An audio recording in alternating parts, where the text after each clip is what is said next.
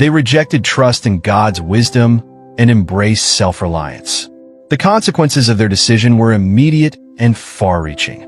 Innocence was replaced by shame, fear, and separation from God. Their choice altered the course of human history, introducing sin, suffering, and death into the world. Yet, even in this moment of failure, God's plan for redemption was already at work. God's omniscience means he knew from the beginning what would unfold. The fall wasn't an unforeseen tragedy, but the opening chapter of a larger story. A story designed to reveal the depth of God's love, grace, and mercy.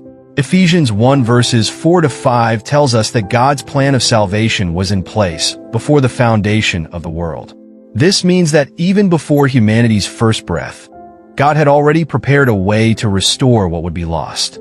The fall set the stage for the ultimate demonstration of God's love, the sacrifice of his Son, Jesus Christ. Revelation 13 verse 8 refers to Jesus as the Lamb slain from the foundation of the world, highlighting that his redemptive work was always central to God's plan.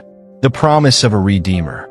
Even as Adam and Eve faced the consequences of their sin, God delivered a promise that would shape the course of history. In Genesis 3 verse 15, he declared, "I will put enmity between you and the woman, and between your offspring and hers. He will crush your head, and you will strike his heel."